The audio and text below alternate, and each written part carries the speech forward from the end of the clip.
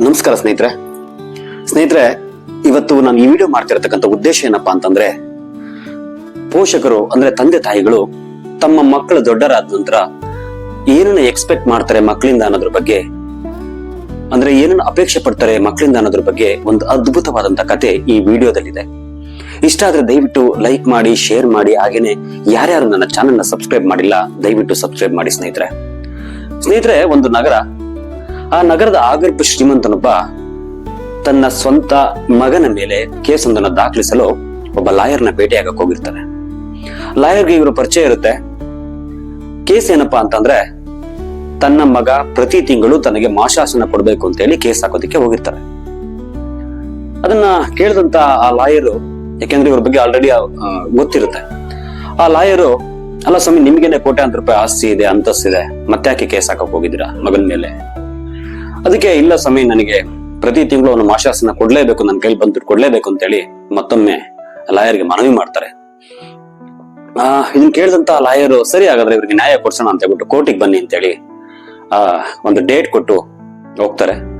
ಜಡ್ಜಿಗೆ ಈ ಕೇಸ್ನ ಪೂರ್ತಿ ಸ್ಟಡಿ ಮಾಡಿದ ನಂತರ ಅವ್ರ ತಂದೆಗೆ ಕೇಳ್ತಾರೆ, ಅಲ್ಲ ಸ್ವಾಮಿ, ನಿಮ್ಗೆ ಕೋಟ್ಯಾಂತರ ರೂಪಾಯಿ ಆಸ್ತಿ ಇದೆ, ಯಾಕೆ ಹಿಂಗ್ ಮಾಶಾಸನ ಕೇಳ್ತಾ ಇದ್ದೀರಾ ಅಂತ ಹೇಳಿ ಕೇಳ್ತಾರೆ.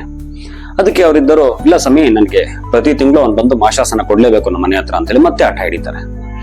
ಅದನ್ನ ಕೇಳಿದಂತಹ ಜಡ್ಜ್ ಆಶ್ಚರ್ಯ ಆಗಿ ಮಗನ್ ಕೇಳ್ತಾರೆ, ಯಾಕಪ್ಪ ಇವ್ರು ಮಾಶಾಸನ ಕೇಳ್ತಾರೆ, ಯಾಕೆ ಅಂತ ಗೊತ್ತಾ ಅಂತ ಕೇಳ್ತಾನೆ. ಇಲ್ಲ ಸ್ವಾಮಿ, ಅವ್ರಿಗೆ ಬೇಕಾದಷ್ಟು ಆಸ್ತಿ ಇದೆ, ನಾವ್ ಯಾವ್ದನ್ನು ಸಹ ತಗೊಂಡೋಗಿಲ್ಲ, ಅವರೊಬ್ರು ಸಂತೋಷವಾಗಿರ್ಲಿ, ಅವ್ರು ಸುಖವಾಗಿರ್ಲಿ ಅನ್ನೋದು ಉದ್ದೇಶಕ್ಕೆ ಊರಲ್ಲೇ ಎಲ್ಲದನ್ನು ಬಿಟ್ಬಿಟ್ಟು ನಾವು ಬೇರೆ ಕಡೆ ವಾಸ ಮಾಡ್ತಾ ಇದೀವಿ ಅಂತ ಹೇಳ್ತಾನೆ. ಇದನ್ನ ಕೇಳಿದಂತಹ ಜಡ್ಜಿಗೆ ಕೋಪ ಬರುತ್ತೆ ಅವ್ರ ತಂದೆ ಮೇಲೆ. ಸರಿಯಾಗಿದ್ರೆ ಎಷ್ಟು ಕೊಡ್ಬೇಕು ಹೇಳಿ ಅಂತಾನೆ. ಅವಾಗ, ಸ್ವಾಮಿ, ಒಂದು 100 ರೂಪಾಯಿ ಪ್ರತಿ ತಿಂಗಳು ನಮ್ಮ ಮನೆ ಹತ್ರ ಬಂದು ಒಂದು ಕೊಟ್ಟೋಗ್ಬೇಕು ಅಂತ ಕೇಳ್ತಾರೆ. ಆಶ್ಚರ್ಯ ಆಗುತ್ತೆ. ಜೋರಾಗಿ ಇಡೀ ಕೋರ್ಟ್ನ ಸಭಾಂಗಣದಲ್ಲಿ ಇವರೆಲ್ಲ ನಗ್ತಾರೆ. ಇಷ್ಟೊಂದು ಕೋಟ್ಯಾಧೀಶ 100 ರೂಪಾಯಿ ಕೇಳ್ತಾನಂತ. ಜಡ್ಜ್ಗೂ ಸಹ ಆಶ್ಚರ್ಯ ಆಗುತ್ತೆ. ಅಲ್ಲ ಸ್ವಾಮಿ, 100 ರೂಪಾಯಿ ಕೇಳ್ತಾ ಇದೀರಲ್ಲ, ಯಾಕೆ?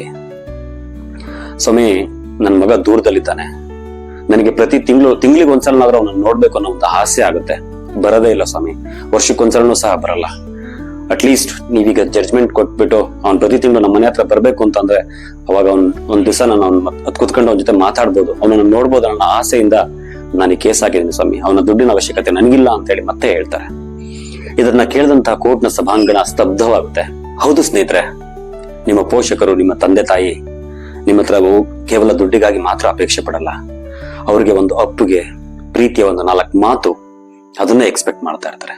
ಹೌದು, ಖಂಡಿತ ದುಡ್ಡಿನ ಅವಶ್ಯಕತೆ ಇದ್ರೆ ಕೊಡಿ, ಜೊತೆಗೆ ಅವ್ರನ್ನ ಆದಷ್ಟು ಜೊತೆಲಿ ಇಟ್ಕೊಳ್ಳೋದಕ್ಕೆ ಪ್ರಯತ್ನ ಪಡಿ.